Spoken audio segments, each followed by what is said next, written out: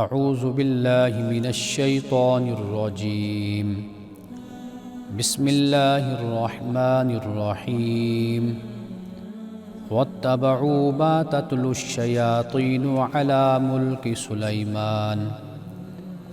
وما كفر سليمان ولكن الشياطين كفروا يعلمون الناس السحر وما أنزل على الملكين ببابل هاروت وماروت وما يعلمان من أحد حتى يقولا إنما نحن فتنة فلا تكفر فيتعلمون منهما ما يفرقون به بين المرء وزوجه وما هم بضارين به من أحد إلا بإذن الله ويتعلمون ما يضرهم ولا ينفعهم وَلَقَدْ عَلِمُوا لَمَنِ اشْتَرَاهُ مَا لَهُ فِي الْآخِرَةِ مِنْ خَلَاقٍ وَلَبِئْسَ مَا شَرَوْا بِهِ أَنفُسَهُمْ لَوْ كَانُوا يَعْلَمُونَ وَلَوْ أَنَّهُمْ آمَنُوا وَاتَّقَوْا لَمَثُوبَةٌ مِّنْ عِندِ اللَّهِ خَيْرٌ لو كانوا يعلمون صدق اللہ العظیم۔ اور وہ اس چیز میں پڑ گئے جو بابل میں دو فرشتوں ہاروت اور ماروت پر اتاری گئی تھی، حالانکہ یہ کسی کو سکھاتے نہیں تھے جب تک اس کو خبردار نہ کر دیں کہ ہم تو بس آزمائش کے لیے ہیں، تو تم کفر میں نہ پڑ جانا۔ بس یہ لوگ ان سے وہ علم سیکھتے جس سے میاں اور اس کی بیوی میں جدائی ڈال سکیں، حالانکہ یہ اس کے ذریعے سے خدا کی مشیت کے بغیر کسی کو نقصان پہنچانے والے نہیں بن سکتے تھے، اور یہ وہ چیز سیکھتے تھے جو ان کو نقصان پہنچائے، نفع نہ پہنچائے، حالانکہ ان کو پتہ تھا کہ جس نے اس چیز کو اختیار کیا آخرت میں اس کا کوئی حصہ نہیں ہے۔ کیا ہی بری ہے وہ چیز جس کے بدلے میں انہوں نے اپنی جانوں کو بیچا، اے کاش وہ اس کو سمجھتے، اور اگر وہ ایمان لاتے اور تقوی اختیار کرتے تو اللہ کا ثواب ان کے لیے کہیں بہتر تھا، کاش وہ سمجھتے۔ پروگرام الکلام میں آپ تمام دیکھنے والوں کو خوش آمدید۔ اس آیت کے حوالے سے میں نے کل مختصر یہ بیان کیا تھا کہ اس کا تعلق جادو سے ہے، یعنی حضرت سلیمان علیہ السلام کے زمانے میں قوم یہود جادو میں ملوث ہوئی، اور جادو میں ملوث ہونا در حقیقت اجتماعی طور پر وہ قوم اخلاقی حوالے سے اور معاشی اور علمی حوالے سے دیوالیہ پن کا شکار ہو جاتی ہے، تو وہ جادو کا راستہ اپنی ضرورتوں اور اپنے مقاصد کو حاصل کرنے کے لیے استعمال کرتی ہے، کیونکہ وہ محنت سے، کوشش سے اور لگن سے کام کرنے سے بھاگتی ہے، اور وہ تلاش کرتی ہے کہ کوئی ایسا راستہ مل جائے کہ جس سے اس کے مسئلے ایسے ہی پلک جھپکتے میں حل ہو جائیں۔ تو اس لیے آج ہم ذرا جادو پر تفصیل سے بات کرتے ہیں۔ تو سب سے پہلے یہ بات یاد رکھیے کہ ہمارے اسلاف میں، متقدمین میں، علماء میں یہاں پر جو جادو سحر کا بیان ہے کہ دو فرشتے بابل میں ہاروت اور ماروت یہ آئے اور انہوں نے جادو سکھایا لوگوں کو، یا ان کو جادو آتا تھا، تو اس کے بارے میں دو آراء ہیں۔ ایک رائے تو یہ ہے کہ واقعی ہاروت ماروت کے پاس جادو تھا اور وہ جادو سکھاتے تھے، لیکن دوسری رائے یہ ہے کہ ہاروت ماروت جادو نہیں بلکہ علم نفسی ان کے پاس تھا، یعنی اللہ سبحانہ و تعالیٰ اس زمین پر جہاں پہ شر کا راستہ ہوتا ہے یا شر کے علوم ہوتے ہیں وہاں پر اللہ خیر کا علم بھی پیدا کرتا ہے، اور وہ اپنے نیک بندوں کے ذریعے سے لوگوں کے روحانی یا باطنی جو مسائل ہوتے ہیں یا نفسیاتی ان کو اس علم کے ذریعے سے حل کرتا ہے۔ یہ نقطہ نظر جو آخر میں نے بیان کیا ہے یہ مولانا امین احسن اصلاحی صاحب کا نقطہ نظر ہے جو انہوں نے تدبر قرآن میں بیان کیا ہے۔ ان کی تفسیر سے ایک عبارت میں بعد میں وہ بیان کروں گا، لیکن سب سے پہلے میں آپ کو یہ عرض کرنا چاہتا ہوں کہ جادو کیا ہے۔ امام راغب اصفہانی نے اس کا جو معنی بیان کیا یا اس کی جو تعریف بیان کی ہے وہ تعریف یہ کہ السحر الخداع، جادو دھوکہ ہے، وقت تخیلات لا حقیقت لہا، کہ اور خیالی تصورات ہیں جس کی کوئی حقیقت نہیں ہے، یعنی یہ قوت متخیلہ پر ایک اثر انسان کے کیا جاتا ہے جادو کے ذریعے سے، اور جب انسان کا تخیل یا تخیل یا قوت متخیلہ جب یہ متاثر ہوتی ہے تو اس کے بعد پھر انسان کے باقی معاملات بھی متاثر ہونا شروع ہو جاتے ہیں۔ یہ ایسے ہی ہے کہ جیسے آپ سانپ دیکھتے ہیں یا آپ شیر دیکھتے ہیں تو اس کو دیکھنے کے بعد آپ پر ایک عجیب سا خوف اور کیفیت طاری ہو جاتی ہے کہ آپ کچھ کرنے کے قابل نہیں رہتے، آپ اس خوف سے اس ڈر سے باہر نہیں آتے، تو اس کے نفسیاتی اثرات بھی آپ کی شخصیت پر اور آپ کی ذات پر مرتب ہوتے ہیں۔ قرآن مجید میں 2 مقام پر اسی بات کو بیان کیا ہے، وہ حضرت موسیٰ علیہ السلام کے حوالے سے، چونکہ حضرت موسیٰ علیہ السلام کے حوالے سے جادو اپنے عروج پر تھا، اپنے کمال پر تھا، تو لہٰذا اسی حوالے سے قرآن پاک نے یہ بیان کیا کہ حضرت موسیٰ علیہ السلام نے جب ان سے کہا کہ بھئی تم اپنے عصا کو ڈال دو، یعنی اپنے جو تمہارے پاس لاٹھیاں ہیں یا رسیاں ہیں تم ان کو ڈالو، تو فلما القوا، تو انہوں نے ڈالا، سحروا اعین الناس واسترہبوہم وجاؤوا بسحر عظیم، تو انہوں نے لوگوں کی آنکھوں پر جادو کر دیا اور ان پر دہشت طاری کر دی، اور وہ بہت بڑا کرتب دکھانے والے وہ لوگ تھے، ان لوگوں نے دکھایا۔ اب یہاں پہ دیکھیے کہ 2 باتیں بیان کی گئیں، سحروا اعین الناس، لوگوں کی آنکھوں پر جادو کر دیا، اور دوسرا فرمایا واسترہبوہم، اور ان کو دہشت زدہ کر دیا، ان کو ڈرا دیا، خوف میں ان کو مبتلا کر دیا۔ تو آنکھوں پر جادو کرنا، یعنی اس سے معلوم یہ ہوتا ہے کہ بھئی جادو کے بارے میں جو اس طرح کا خیال قائم کر لینا کہ بس یہ انسان اس سے تباہ ہو جاتا ہے یا برباد ہو جاتا ہے، یہ تباہی اور بربادی تب ہوتی ہے کہ جب انسان اس کے قابو میں آتا ہے یا اس سے مزمحل ہو جاتا ہے یا محکوم ہو جاتا ہے یا نفسیاتی طور پر متاثر ہونا شروع ہو جاتا ہے، ایک چیز کو اپنے اوپر حاوی کر لیتا ہے۔ اسی طرح ایک اور مقام پر حضرت موسیٰ علیہ السلام ہی کے حوالے سے بیان کیا قرآن نے، قال بل القوا فاذا حبالهم وعصیهم یخیل الیہ من سحرہم انہا تسعی، کہ انہوں نے پھر فوراً جب اپنے ان کی رسیاں اور ان کی لاٹھیاں، یعنی جو انہوں نے پھینکی تھی، انہوں نے جب ڈالی تو وہ ایسے نظر آنے لگی کہ گویا وہ رینگ رہی، یخیل الیہ من سحرہم، یعنی اپنے جادو سے انہوں نے یہ خیال پیدا کر دیا، یعنی جسے ہم انگلش میں اٹ سیمز کہتے ہیں، اٹ لکس کہتے ہیں، کہ ایسا لگا، ایسا محسوس ہوا کہ وہ رینگ رہی ہیں، انہا تسعی۔ تو یہ جو الفاظ ہیں اس سے یہ معلوم ہو جاتا ہے کہ جو ہمارے معاشرے میں جس طرح جادو کی ایک حقیقت کو مان لیا جاتا ہے، قرآن پاک اس تصور کو رد کرتا ہے۔ یہ قوت متخیلہ کا کھیل ہے، کرتب ہے،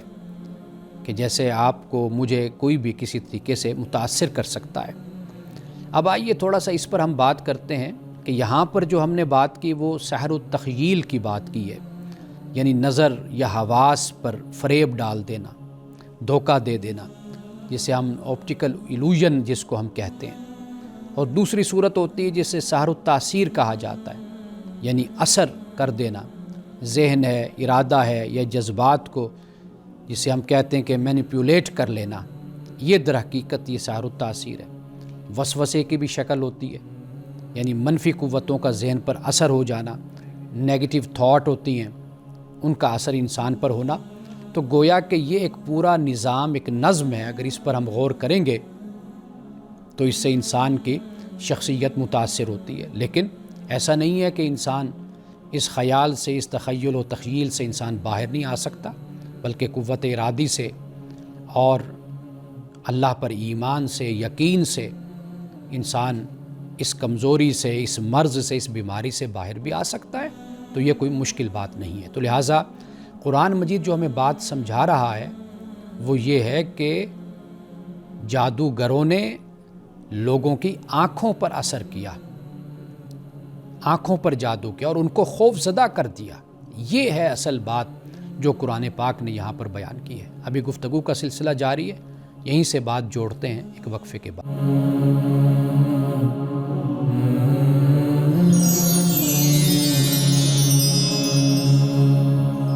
وقفے کے بعد دوبارہ آپ کی خدمت میں حاضر ہیں۔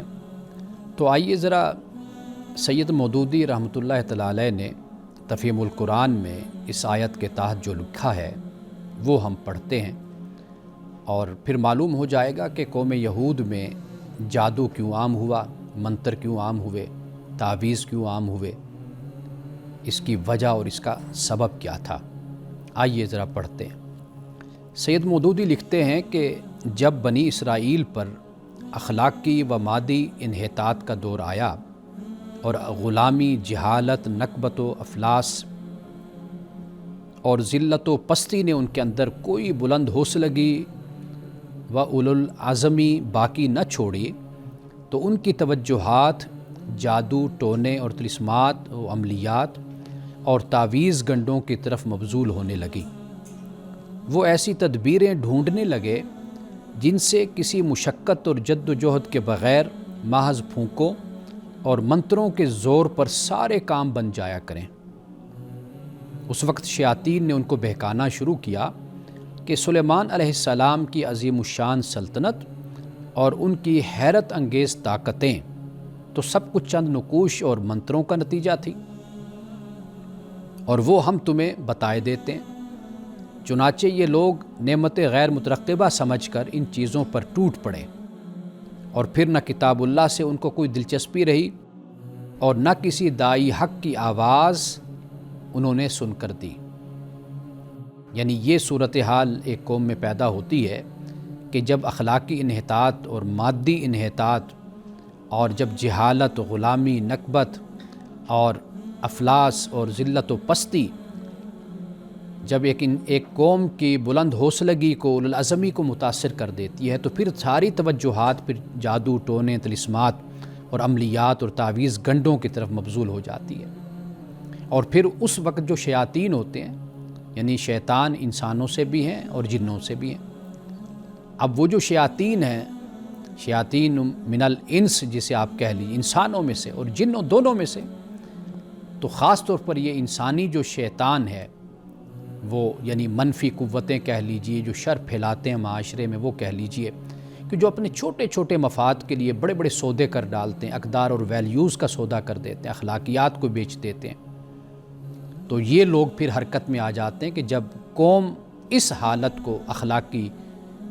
انحطاط میں جب پہنچ جاتی ہے، علمی انحطاط میں پہنچ جاتی ہے، تو پھر یہ لوگ اس قوم پر حملہ کرتے ہیں۔ پھر کیا اس کو کہتے ہیں؟ یہی کہتے ہیں کہ بھئی حضرت سلیمان علیہ السلام کا جو تخت ہے، ان کا جو اقتدار ہے، وہ انہی منتروں اور جادو اور انہی وظیفوں اور تعویذوں کی وجہ سے ہی ہے۔ یعنی اب آپ دیکھ لیجئے کہ یہ بات اسی طرح ہی پھیلائی جاتی ہے کہ فلاں شخص امیر ہے، فلاں کے پاس اقتدار ہے، فلاں کے پاس وسائل ہیں، وہ کیوں ہیں؟ وہ در حقیقت یہ جادو کرتا ہے، یہ منتر پڑھتا ہے، یہ تعویذ اس کی جیب میں ہوتا ہے، اس نے گلے میں ڈالا ہوا ہے، تو اس کی وجہ سے اس کو یہ عروج اور یہ کمال اس کو ملا ہے۔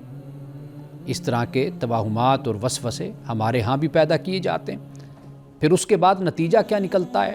نتیجہ پھر یہ نکلتا ہے کہ خدا کی کتاب کے ساتھ پھر کوئی ربط اور تعلق قوم کا نہیں رہتا۔ یہ اخلاقی اور علمی زوال کی انتہا ہوتی ہے کہ جب ایک قوم اپنی کتاب سے، گائیڈ بک سے جو خدا نے اتاری ہوتی ہے، اس سے جب دور ہو جائے، تو پھر اخلاقی انحطاط کی انتہا اور پستی کی انتہا ہو جاتی ہے۔ اب اسی آیت میں آپ دیکھیے کہ جو دوسرا نقطہ نظر ہے، چونکہ یہاں پر فتنہ کا ذکر ہوا کہ یہ جو ہاروت اور ماروت فرشتے یہ پہلے خبردار کر دیتے تھے کہ بھئی فتنہ جو ہمارے پاس ہے، اور فتنہ اپنے ذات میں برا نہیں ہوتا، یعنی کوئی چیز اپنی ذات میں بری نہیں ہوتی، اس کا استعمال اس کو برا بنا دیتا ہے، یہ فتنہ ہوتا ہے۔ قرآن پاک نے اموال اور اولاد کو فتنہ کہا، کیوں؟ اس لیے کہ اسی مال کی محبت میں انسان کرپشن کرتا ہے، اور اسی اولاد کی محبت میں انسان پھر حرام حلال کا فرق مٹا کر ان کے لیے سہولتیں پیدا کرتا ہے۔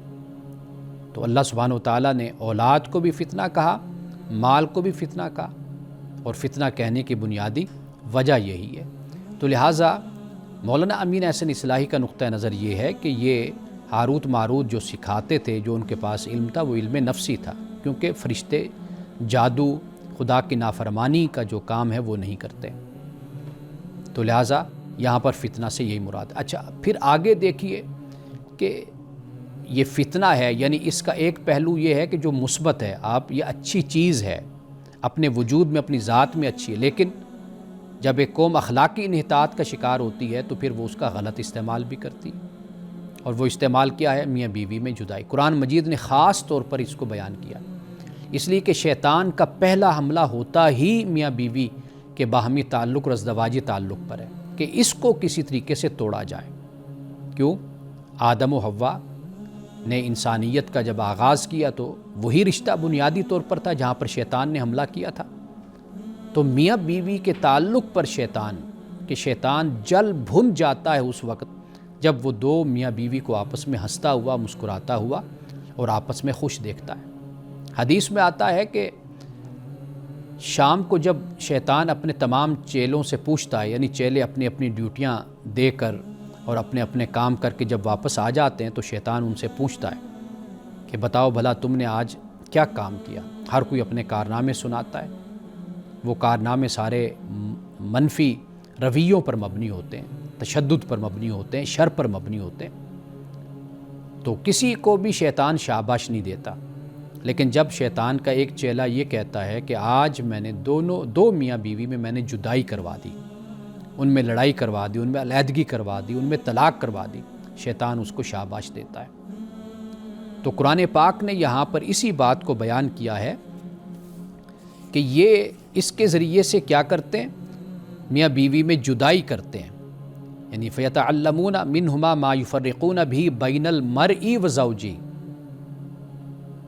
اس لیے یہ انسان پہ ہی ڈیپینڈ کرتا ہے، اس کا انحصار ہوتا ہے۔ اگر انسان اپنی تربیت کرتا ہے، تزکیہ کرتا ہے، تطہیر کرتا ہے،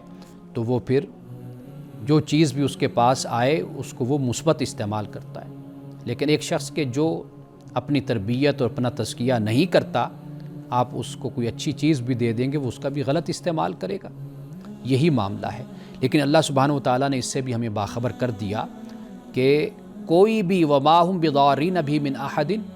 إِلَّا بِإِذْنِ اللَّهِ، کہ کوئی بھی کسی کو تکلیف نہیں پہنچا سکتا مگر اللہ کے اذن سے۔ اب یہ کتنے تسلی اور سکون کی یہ بات ہو جاتی ہے کہ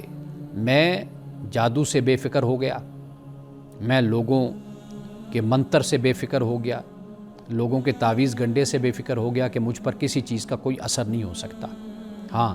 اگر میرا اللہ چاہے اس کے ذریعے سے میری آزمائش لینا چاہے تو پھر اس میں اثر پیدا کر دے تاکہ میری آزمائش ہو، میرا امتحان ہو، تو یہ اللہ کے اذن سے ہے معاملہ۔ تو لہٰذا اس بارے میں کسی مسلمان کو، مومن کو پریشان نہیں ہونا چاہیے، اور نہ اس طرح کی سرگرمیوں میں اپنے آپ کو ڈالنا چاہیے، نہ اپنے وقت کو، نہ اپنے پیسے کو۔ اس کی وجہ یہ ہے کہ آپ ڈاکٹر کے پاس جاتے ہیں تو جسمانی تکلیف ہوتی ہے تو وہ آپ کا علاج کرتا ہے، آپ کو کوئی مسئلہ ہے تو آپ کو اس کا معالج مل جاتا ہے، لیکن یہ جو عملیات کا معاملہ ہے یہ 100 میں سے 99% آپ کہہ لیجئے کہ یہ بالکل فراڈ ہوتا ہے، یہ سب کچھ جھوٹ ہوتا ہے۔ تو لہٰذا ان راستوں پہ جانے کے بجائے اصل راستہ وہی ہے جو اللہ اور اس کے رسول کا راستہ ہے۔ میں ہمیشہ یہ بات کہتا ہوں کہ نماز جو 5 وقت پڑھتے ہیں اور قرآن کی تلاوت کرتے ہیں، اللہ سبحانہ و تعالیٰ ہر طرح کی تکلیف سے جو نفسیاتی ہوتی ہے یا جو جادو کی طرف منسوب کر دی جاتی ہے، اللہ سبحانہ و تعالیٰ اس سے حفاظت فرماتا ہے۔ تو لہٰذا اللہ سبحانہ و تعالیٰ پہ ہمیں اپنا سب کچھ چھوڑ دینا چاہیے۔ وہی ہمارا وکیل ہے اور وہی ہمارے معاملات کو دیکھنے والا ہے، ہمیں اسی پر ہی توکل کرنا چاہیے، اور کبھی اس نفسیاتی مرض میں اور اس نفسیاتی جنگ میں کبھی بھی اپنے آپ کو نہیں ڈالنا چاہیے، اس لیے کہ یہ دلدل ہے۔ جب ایک شخص اس وسوسے میں پڑ جاتا ہے، اس وہم میں پڑ جاتا ہے، تو پھر وہ کبھی بھی اس وسوسے سے اور اس دلدل سے کبھی وہ باہر نہیں نکل سکتا، پھنستا چلا جاتا ہے، اپنے آپ کو دھنستا چلا جاتا ہے۔ تو لہٰذا طریقہ کار یہی ہے کہ ہمیں اللہ سبحانہ و تعالیٰ پر بھروسہ رکھنا چاہیے، اللہ پہ توکل کرنا چاہیے، اور اللہ تعالیٰ کے جو احکام ہیں اس کی فرمانبرداری کریں، 5 وقت کی نماز پڑھیں، قرآن مجید کی تلاوت کریں، اپنی زندگی کو صاف اور ستھرا اور اچھے طریقے سے اپنی زندگی کو گزاریں۔ یاد رکھیے کہ جس طرح جراثیم ہمیشہ اس شخص پر، اس جسم پر حملہ کرتے ہیں کہ جس جسم کا قوت مدافعت یعنی دفاعی نظام کمزور ہوتا ہے، آپ اپنا دفاعی نظام روحانی حوالے سے، ایمانی حوالے سے مضبوط کیجیے، اپنے آپ کو صاف ستھرا رکھیے، جسمانی طور پر بھی اور باطنی طور پر بھی اپنے آپ کو صاف ستھرا رکھیے۔ آپ دیکھیے اس طرح کی کوئی وبائیں اور بلائیں کوئی بھی آپ کے نزدیک نہیں آئیں گی جب آپ اپنے آپ کو پراگندہ رکھتے ہیں، منتشر رکھتے ہیں، اپنے آپ کو اللہ کی کتاب سے نہیں جوڑتے، صاف ستھرا اپنے آپ کو نہیں رکھتے، اپنے خیالات کو پاکیزہ نہیں رکھتے، تو پھر یہ سب کچھ آپ کو اپنے گھیرے میں لے لیتے ہیں، آپ کو اپنے محاصرے میں لے لیتے ہیں۔ اگر آپ ان سے نکلنا چاہتے ہیں تو پھر اپنے ظاہری اور اپنی باطنی اور اپنے جسمانی اور اپنے روحانی طور پر اپنے آپ کو پاکیزہ، پاک اور صاف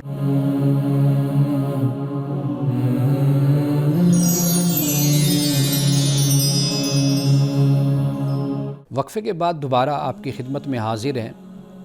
ایک نکتہ ہے جو میں چاہتا ہوں کہ واضح کر دوں۔ ایک تو مولانا امین احسن اصلاحی صاحب کی تفسیر سے عبارت میں سنانا چاہتا ہوں،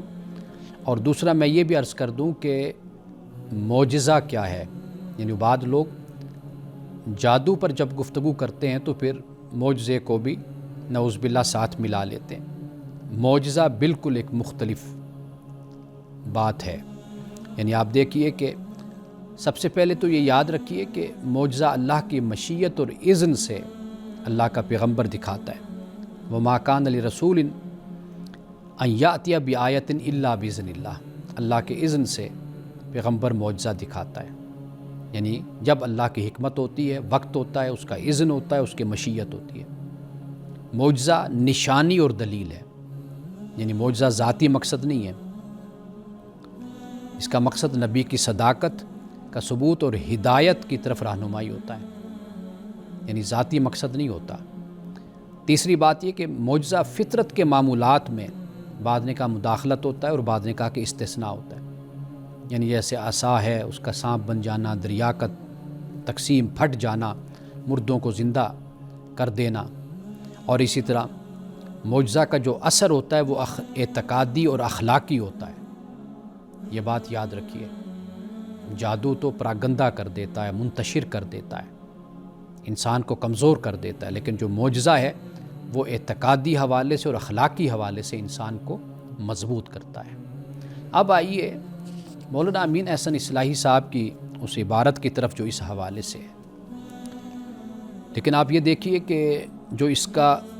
خلاصہ ہے وہ میں آخر میں آپ کو اس کا جو ایسنس جس کو کہتے ہیں وہ میں آپ کو آخر میں بتاتا ہوں۔ لکھتے ہیں کہ جس طرح سحر، شعبدہ، نجوم، حاضرات، فعال اور کہانت وغیرہ کے قسم کی چیزیں خدا اور اس کی شریعت سے انسان کو برگشتہ کرنے والی ہیں، اسی طرح اشیاء اور کلمات کے روحانی خواص یعنی گنڈے، تعویذ اور جھاڑ پھونک کا علم بھی انسان کے لیے ایک فتنہ اور کتاب و شریعت سے منحرف کرنے والا ہے۔ کتاب اللہ کے ساتھ مضبوط اور مستحکم ربط پیدا کرنے کے لیے صحیح راہ یہی ہے کہ آدمی نہ صرف سحر و ساحری سے دور رہے بلکہ اس دوسری قسم کی چیزوں سے بھی حتی الوسع احتراز ہی کرے، یعنی جس کا ذکر میں نے پہلے بھی کیا کہ اشیاء ہیں، کلمات ہیں، ان کا روحانی اثر جو ہوتا ہے، خواص جو ہوتے ہیں، اس سے بھی احتراز کرنا، ان سے بچنا یہ اچھا ہوتا ہے۔ انسان جب عملیات وغیرہ کے چکر میں پھنس جاتا ہے تو اس فتنے میں لازماً گرفتار ہو جاتا ہے، جس سے ہاروت ماروت نے متنبع کیا تھا، اور پھر ان تمام مفاسد کا ظہور میں آنا لازمی ہے جو یہود کے ہاتھوں ظہور میں آئے اور جس کے سبب سے وہ کتاب اللہ کی روشنی سے محروم کر دیے گئے۔ یعنی اب وہ جو دوسرا علم ہے جسے عملیات کہا جاتا ہے، مولانا یہ کہہ رہے ہیں کہ ان عملیات سے بھی انسان اللہ کی کتاب سے دور ہو جاتا ہے۔ تو آخری حد تک انسان کی کوشش یہ ہونی چاہیے کہ وہ اللہ کی کتاب سے ہی اپنے تعلق کو مضبوط رکھے، باقی ان چیزوں سے احتراز کرے۔ احتراز اس لیے ضروری ہے کہ بے شک ہم اس کو حرام نہیں کہتے، اس کو ہم ناجائز نہیں کہتے، لیکن اس کا جو انسان کی شخصیت پر اثر پڑتا ہے وہ اثر ایسا ہوتا ہے کہ پھر عملی زندگی سے بھی دور۔ ہم نے دیکھا ہے کہ لوگ پھر جب چلے کاٹتے ہیں، جب اس طرف متوجہ ہوتے ہیں تو وہ پھر اپنی ازدواجی زندگی سے بھی دور ہو گئے، بچوں سے بھی دور ہو گئے، اپنے کاروبار اور تجارت کو بھی تباہ کر بیٹھے، یعنی اس چسکے میں اس طرح پڑ گئے کہ پھر انہیں کسی چیز کی خبر نہ رہی۔ تو لہٰذا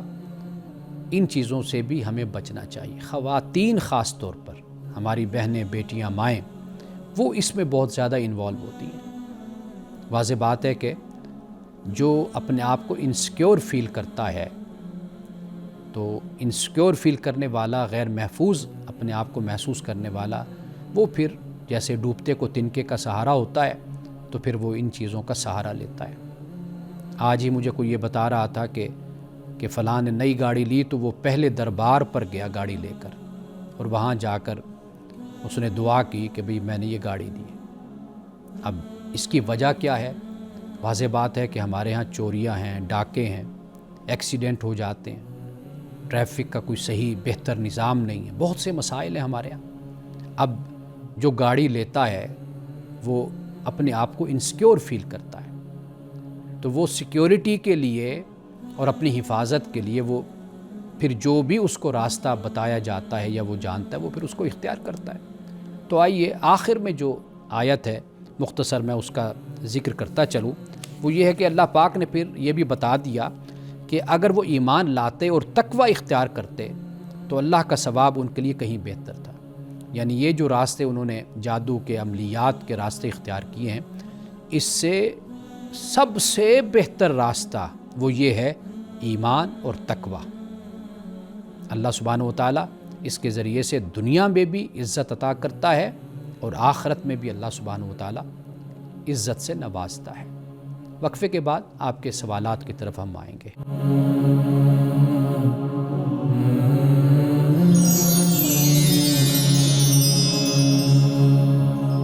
خودکشی کے حوالے سے 2 سوال اس وقت میرے پاس ہیں۔ ہم نے غالباً کل ہی خودکشی پہ بات کی تھی، ایک سوال ہمارے پاس آیا تھا۔ یہ 2 سوال بھی بہت اہم ہیں۔ پہلا سوال تو یہ ہے کہ اگر کوئی مسلمان خودکشی کرتا ہے تو کیا وہ ہمیشہ جہنم میں رہے گا یا جنت میں جائے گا؟ تو یہ بات یاد رکھیے کہ خودکشی گناہ کبیرہ ہے، کفر نہیں ہے۔ لہٰذا ایسا مسلمان ہمیشہ کے لیے یعنی جہنم میں نہیں رہے گا۔ اللہ تعالیٰ اگر چاہے تو سزا دے کر بخش دے، اور اگر چاہے تو براہ راست بھی معاف کر دے۔ لہٰذا چند بنیادی باتیں یاد رکھ لیجئے کہ شرک کی معافی نہیں۔ ان اللہ لا یغفر ان یشرک بہ ویغفر ما دون ذلک لمن یشاء، کہ اللہ تعالیٰ شرک معاف نہیں کرے گا۔ لہٰذا اللہ کی مشیت کے تحت بخشش ممکن ہے اس شخص کی۔ اور اسی طرح رسول اللہ صلی اللہ علیہ وسلم نے جو یہ فرمایا کہ جس نے لوہے کے ہتھیار سے خودکشی کی وہ جہنم میں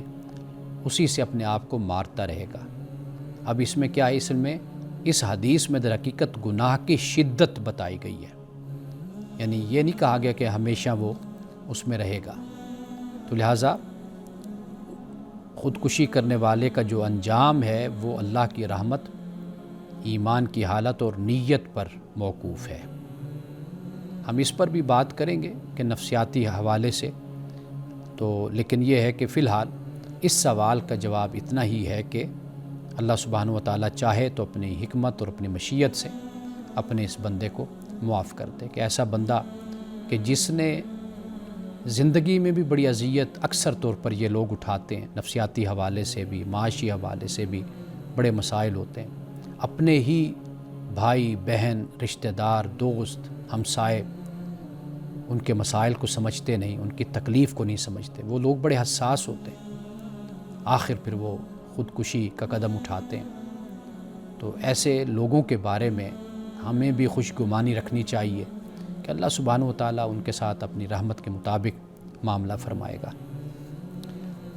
اب اتفاق کی بات ہے کہ اگلا سوال بھی اسی حوالے سے ہے کہ خودکشی کرنے والے کے بارے میں معاشرتی رویہ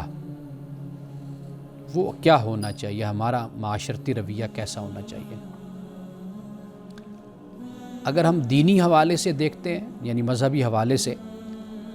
تو ہمیں اس بات کا ہرگز حکم نہیں، اجازت نہیں کہ ہم اس پر لعنت کریں یا لعنت کا رویہ اختیار کریں۔ ایسا ہوتا ہے نا کہ کوئی خودکشی کسی نے کر لی تو اس کے بعد پھر ہمارے ہاں وہ لعنت ملامت شروع کر دیتے ہیں۔ یہاں پر لوگوں کو تقویٰ کا ہیضہ بھی ہوتا ہے، اپنے آپ کو دکھانے کا، جسے ہم سیلف رائچسنس جس کو کہتے ہیں، یہ بیماری بھی لوگوں میں بہت عام ہے۔ یعنی کسی کی برائی اور کسی کی غلطی کی بنیاد پر اپنی نیکیوں کو اچھالنا، اپنے آپ کو دکھانا کہ یہ تو ہم نے کبھی نہیں کیا، ایسی برائی تو کبھی نہیں سوچی بھی نہیں ہم نے۔ تو یہ جو رویہ ہے یہ اللہ سبحانہ و تعالیٰ اس کی مذمت فرماتا ہے، اس کو رد کرتا ہے۔ اور قوم یہود کے بارے میں ہم کئی دفعہ پڑھ چکے کہ اپنے آپ کو ہر چیز پر برتری دینا اور اپنے آپ کو فوقیت دینا اور اپنے نیکیوں کا چرچا کرنا۔ دوسرا پہلو یہ ہوتا ہے کہ جسے آپ اخلاقی پہلو بھی کہہ سکتے ہیں، وہ یہ کہ خودکشی کرنے والا اکثر طور پر، جیسے میں نے پہلے بیان کیا، کہ شدید ذہنی دباؤ، جذباتی یا سماجی دباؤ میں ہوتا ہے۔ تو ہمیں اس کے لیے رحم اور دعا کا رویہ اختیار کرنا چاہیے۔ ایک تو ہم اس کے حال پر رحم کریں، اور دوسرا یہ ہے کہ ہم دعا کریں، اور جو اس کے گھر والے ہوتے ہیں ان کے لیے تسلی، سہارا اور عزت کا معاملہ رکھیں، یعنی الزامات نہ لگائیں۔ ہمارے ہاں الزامات کا بھی ایک سکینڈل جس کو کہتے ہیں وہ پھر شروع ہو جاتا ہے۔ ایک تو ان کے گھر میں میت ہے، ان کا بچہ ہے، بچی ہے، بڑا ہے، کوئی چھوٹا ہے، وہ فوت ہو گیا بیچارہ، اسی اذیت میں، اسی تکلیف میں، نفسیاتی حوالے سے، تو پھر یہ زخموں پر نمک چھڑکنے یہ لوگ بھی آ جاتے ہیں، پھر ان کو تکلیف دیتے ہیں۔ تو لہٰذا اخلاقی جو رویہ ہونا چاہیے وہ یہی ہے کہ رحم اور دعا یہ اختیار کی جائے۔ اور سماجی حوالے سے کہ یہ جو اس طرح کے واقعہ ہوتا ہے، ہمیں ایسے واقعات کو عبرت اور اصلاح، اس پہلو سے ہمیں دیکھنا چاہیے۔ اصلاح کا پہلو تو یہ ہے کہ ہم اپنی بھی اصلاح کریں، اگر ان کے ہاں ایسا مسئلہ ہو گیا تو کہیں ہمارے ہاں ایسا نہ ہو جائے، اور پھر عبرت بھی کہ ہم اپنے آپ کو ایسی زندگی کی طرف لائیں کہ جو ہمیں زندہ رکھے اور ہمیں حشاش بشاش، خوش اور ایکٹیو ہمیں رکھے۔ اور تماشا اور بحث یہ رویہ ہمیں اختیار نہیں کرنا چاہیے۔ یعنی میڈیا یا سوشل میڈیا اور عوام، یہ جو آپ دیکھتے ہیں کہ سوشل میڈیا پر کسی کی خودکشی کی خبر آتی ہے اور پھر ایک تبصروں کا، یعنی ایسا لگتا ہے کہ 25 کروڑ آبادی میں سے تقریباً سارے ہی ماہر نفسیات ہیں، سب کے سب۔ کوئی مذہبی مسئلہ کھڑا ہو جائے تو ایسے لگتا ہے کہ سارے مذہبی رہنما ہیں اور علماء ہیں، سب کے سب۔ سیاسی مسئلہ ہو تو ایسا ہوتا ہے کہ سارے سیاستدان ہیں۔ تو یہ رویہ نامناسب ہوتا ہے کہ اگر ایسا کوئی واقعہ، کوئی حادثہ ہم دیکھتے ہیں فیس بک پر، تو ہمیں اللہ تعالیٰ سے پناہ مانگنی چاہیے۔ جو وفات پا گیا، دنیا سے چلا گیا، اس کے لیے ہمیں چاہیے کہ ہم دعا اور رحم کا ہم اس کے ساتھ معاملہ کریں، یعنی تفصیلات نہ پھیلائیں، اور جو تضحیق کا رویہ ہوتا ہے وہ ہم اختیار نہ کریں۔ اور معاشرہ ایسے افراد، یعنی ہم دیکھتے ہیں ایسے افراد کی ذہنی صحت، ایمان اور سماجی تحفظ، اس پر توجہ دیں۔ یہ آپ کی میری ذمہ داری ہے کہ ہم ذہنی صحت پر توجہ دیں۔ اگر کوئی ہمیں ایسا شخص، کوئی بھائی، کوئی بہن، کوئی رشتہ دار نظر آتا ہے تو ہم کوشش اس بات کی کریں کہ ہم اس کو زندگی کی رونقوں کی طرف لوٹائیں، لے کر آئیں۔ وہ جس تنہائی میں، کرب میں، اذیت میں رہ رہا ہے، ہم اس کو نکالنے کی کوشش کریں۔ ناظرین اکرام، آخر میں رسول اللہ صلی اللہ علیہ وسلم کی ایک مختصر حدیث، آپ نے فرمایا کہ مزدور کو اس کی مزدوری، اس کا پسینہ خشک ہونے سے پہلے دو۔ اس سے مراد یہی ہے کہ آپ کے ہاں جو ملازمین ہیں، آپ کے ہاں جو ملازمت کرنے والے ہیں، ورکر ہیں، آپ ان کا خیال رکھیں، ہر حوالے سے خیال رکھیں۔ انہی الفاظ کے ساتھ اجازت چاہتا ہوں، انشاءاللہ کل آپ سے دوبارہ ملاقات ہوگی۔ السلام علیکم ورحمۃ اللہ وبرکاتہ۔